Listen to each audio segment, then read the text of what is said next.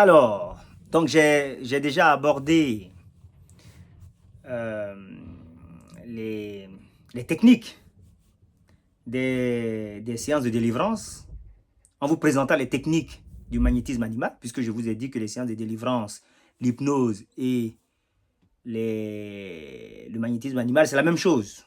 J'ai dit que les séances de délivrance sont des spectacles publics d'hypnose. Donc, je vous ai montré les techniques de l'hypnose, du magnétisme animal, qui est le père de l'hypnose, pour vous montrer que ça recouvre toutes les techniques que vous allez retrouver dans les séances de délivrance. Aujourd'hui, je vais parler des effets produits. Les effets produits.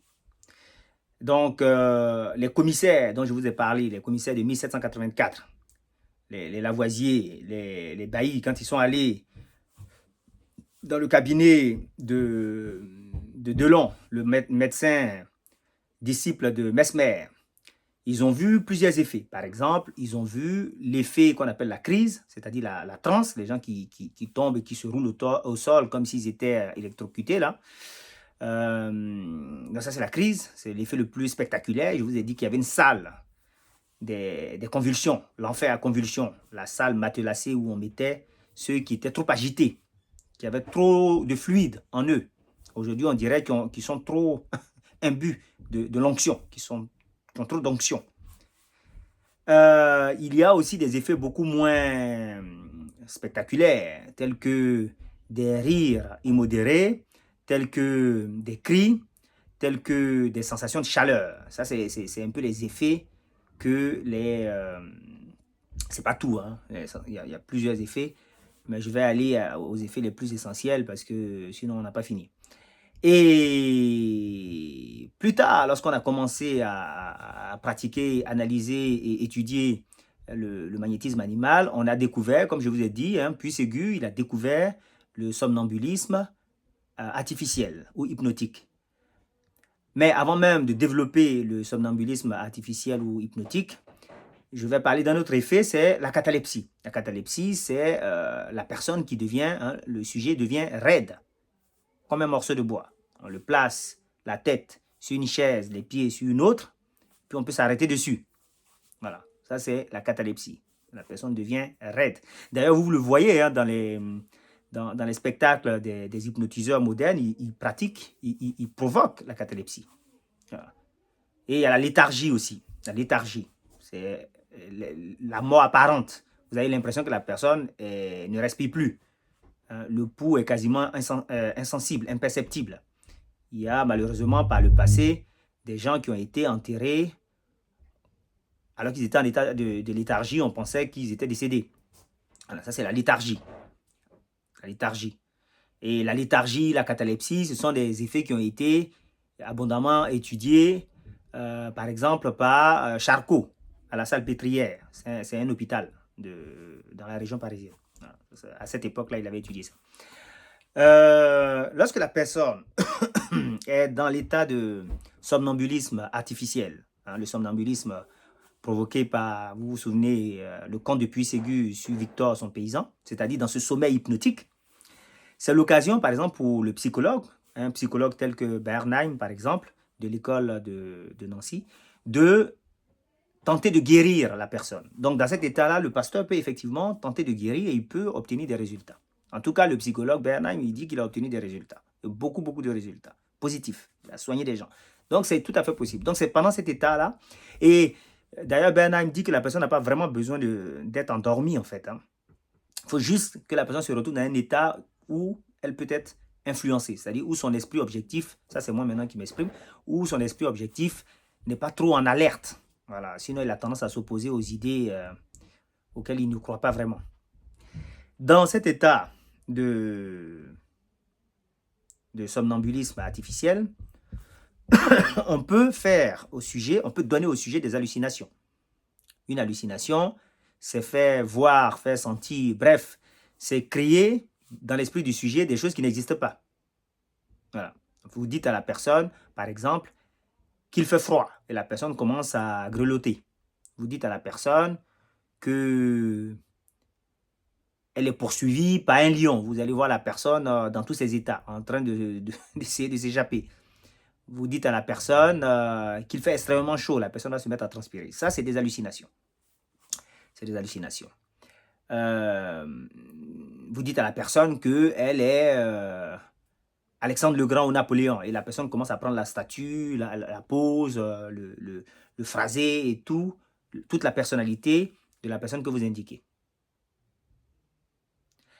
Ça, ce sont les hallucinations. Ensuite, vous pouvez faire des illusions des sens.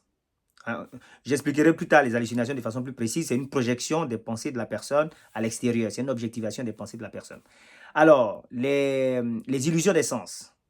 Vous allez prendre, par exemple, l'opérateur va prendre de l'eau et faire croire au sujet que c'est du vin. Donc, le sujet va commencer à boire cette eau en croyant que c'est du vin. Son esprit enregistre que c'est du vin et la personne tombe dans l'ivresse. La personne devient saoule. Voilà, tombe dans l'ivresse.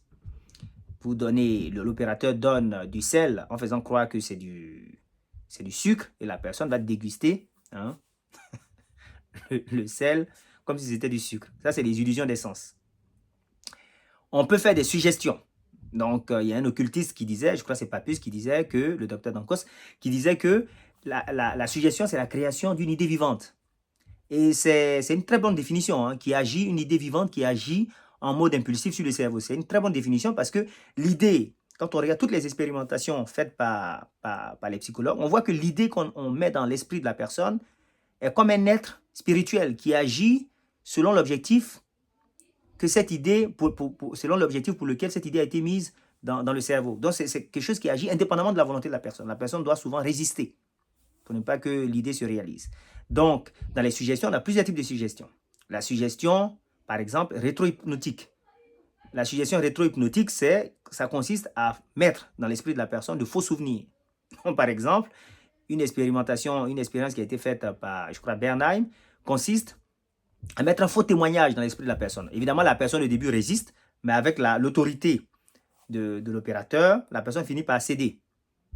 Et voici que le commissaire rentre et la personne fait un faux témoignage. Mais en fait, c'est une idée qui lui a été mise dans la tête.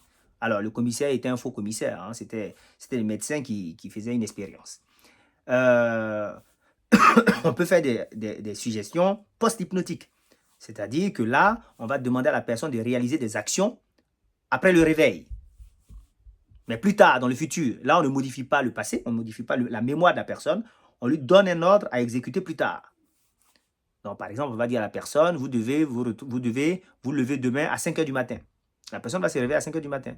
Quand on lui demande, mais pourquoi tu te réveilles à 5 h du matin? Elle va dire, non, mais je voulais juste me réveiller. En fait, c'est juste que la personne ne sait pas que c'est une idée qu'on lui a mise dans la tête et c'est l'idée qui l'a poussée à se réveiller. On va dire à la personne, quand elle se réveille, de prendre le parapluie, et ça, c'est une expérience qui a été faite, de prendre le parapluie du médecin et d'aller se balader dans la cour en l'ouvrant. Bon, il n'y a pas de pluie, La personne, après l'hypnose, la personne se réveille, prend le parapluie et va se balader. Quand on lui demande, mais pourquoi vous baladez dans la cour avec un parapluie en pareil temps, la personne dit, non, j'aime bien de temps en temps me balader avec un parapluie. On lui dit, mais le parapluie ne vous appartient pas, c'est celui de mon collègue. Vous voyez, voilà. Parce que je vous ai dit, l'une des caractéristiques observées par les experts, c'est que au réveil, le somnambule ne se souvient pas ce qu'il a fait ou ce qui s'est passé, ce qu'on lui a dit. Donc, l'idée lui vient et le sujet pense qu'en fait, c'est une idée qui a été... le sujet pense que c'est sa propre idée. Voilà, alors que c'est une idée qui lui a été mise dans la tête.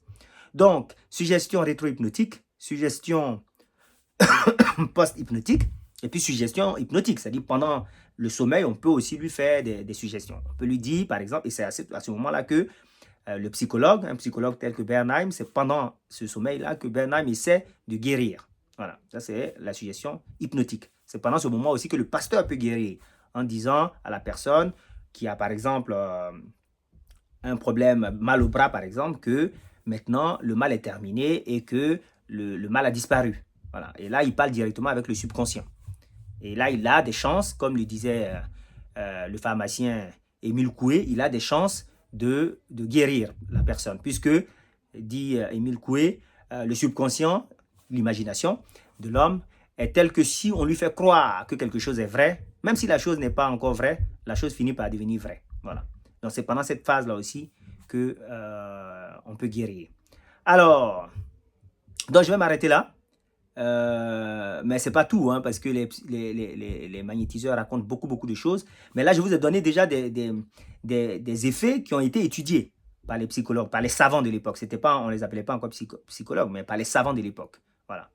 Et comme ils ont été étudiés par les savants, éprouvés par les savants eux-mêmes, on peut s'asseoir sur ces faits pour les prendre comme des faits véridiques.